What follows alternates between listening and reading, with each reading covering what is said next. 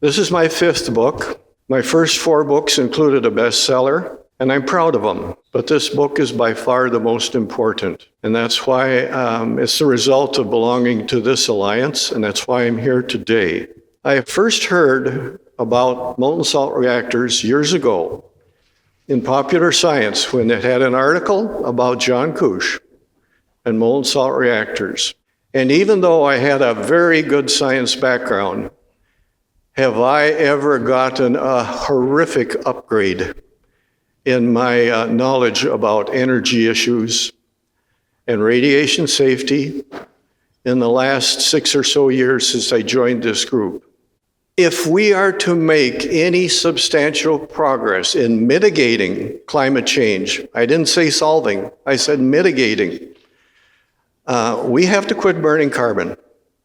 We must do everything we can to advance any sort of nuclear power, being it the current, what we're using now, or new, more efficient ways of producing it. And if we are going to do that, we need more recruits from the general public. We can talk to each other here, and that's good, and we need to talk to each other here. But we are all generals, and we need more troops, and we got to educate the troops. And this book I wrote for the troops in mind.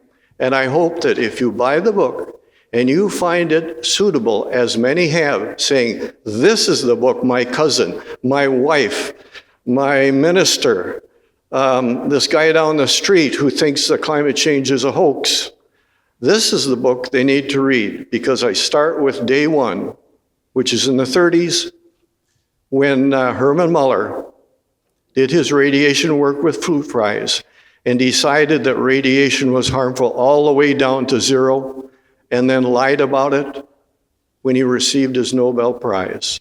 I started talking about global warming probably 12 years ago, and I've gone to many universities and colleges. I'm very accustomed to it. In the last year, I've probably spoken to 4,000 people. And when I put up this image, I tell people, some of you may think this is over the top. I do not think so. I was a bush pilot for 38 summers up in northern Canada and Alaska. I tell them how the people of Frobisher Bay one summer went out on the ice and with their bodies outlined this warning to the rest of the world that climate change is real. I show people pictures like this because you can tell them polar bears are dying, but it's better to show an image like this. And I encourage people to change their minds like I did. I thought wind and solar were good deals. And then my friends in this alliance reformed me. And I tell them, when you write a letter to the editor, when you write an op-ed, which I do a lot of, I have probably 2 op-eds every month in one newspaper or another. And they're long, they're 700 words. Don't limit yourself. If you have something that's worthy of the length and you have a particularly interesting point of view, write an op-ed. Send along an image, even if you know the editor will probably not use it because it adds to your credibility and interest. We have to deal with people's fears, whether we like it or not. It's one thing to tell a person, oh, you don't have to be afraid of nuclear power. We know better than that now. That doesn't cut it. You have to tell them why. You have to tell them about our built-in repair mechanisms.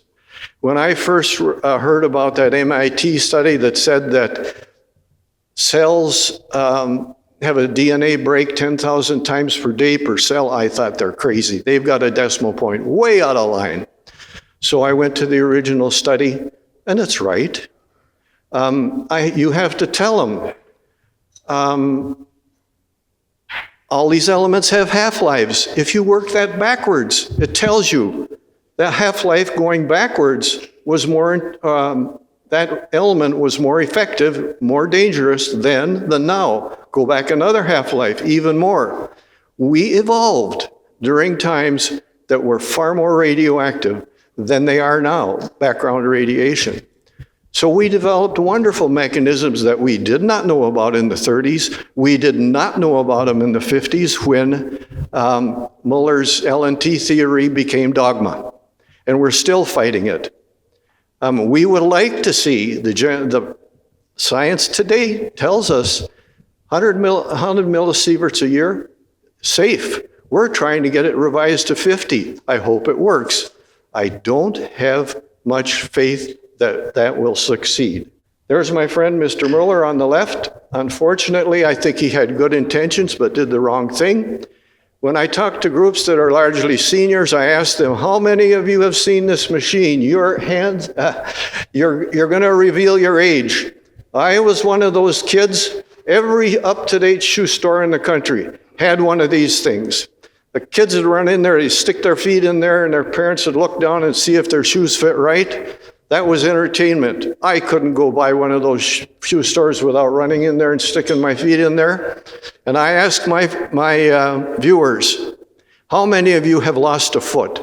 How many of you have lost toes? How many of you have had a malignancy as a result of this fluoroscope? I've never had one hand. And yet we have people who are afraid of very minor amounts of radiation. I like to show them this. When I was giving a talk in Florida, there was a big headline. Some people were caught swimming near the outlet for the cooling water of a nuclear power plant, and it was a really big deal. This kind of puts it in perspective. Here we are on radon, in my view, very much overblown. The red, up the center of the country, I'm from Minnesota, very close to me, is where the radon is the highest. You'd expect more lung cancer there. The reverse is true. It's lower there. I talk about Chernobyl. I give them the facts.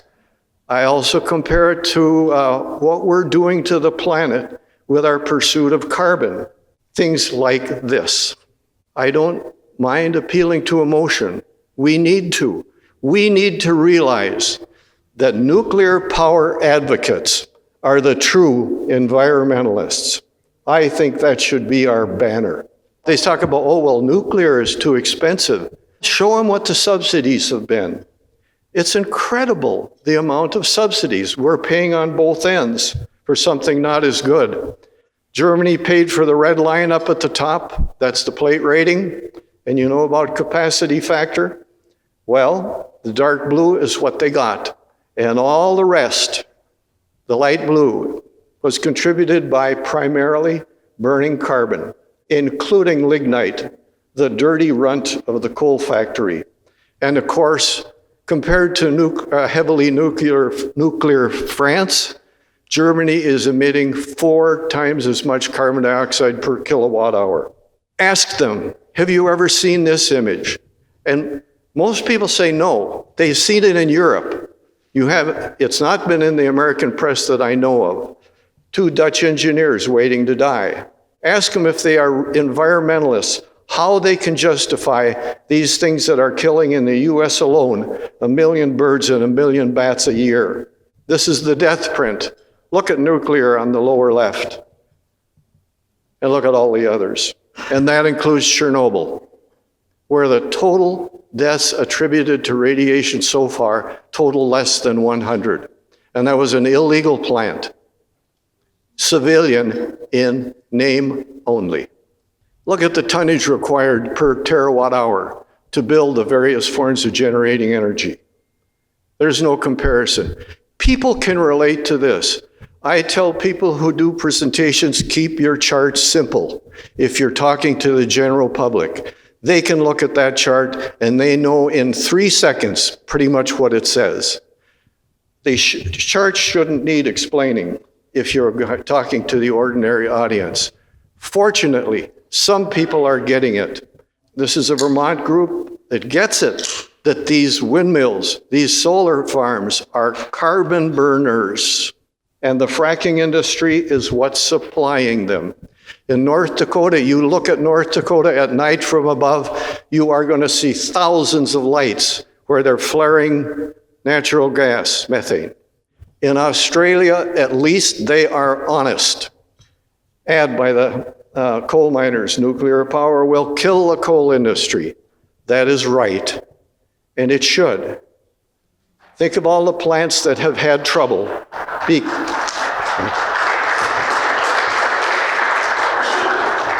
Think of all the plants in the United States that have had trouble in one form or another because of opposition of the carbon industries and the well-meaning opposition of the organizations like the Sierra Club, the Nature Conservancy.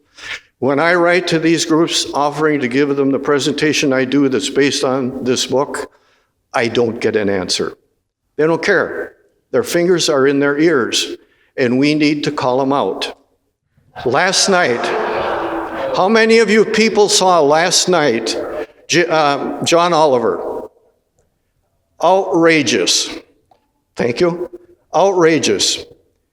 That script could have been written by Helen Caldecott or Harvey Wasserman or any one of those people. I usually like John Oliver, but he is going to hear from me. And I hope that everyone here will go on the web and look up his program last week tonight that aired last night and watch it. Take 2 aspirin before you do. This is particularly useful because the people I'm trying to address are those who are afraid of nuclear power and don't have the facts. And this one is a very good book, The Rise of Nuclear Fear. The second is, despite its cartoonish cover, this is a very good book that shows how the environmental groups derailed our efforts to combat climate change. I usually close with this image because I start with it, and I want to remind people that this is serious business, that we really have to. We have generals here. We don't need more generals. We need more troops. And it's up to the generals to get the troops. So write letters, write op-eds, include good images with them, even though you know they're not going to use them, because it improves your chances of getting into print. I thank you very much.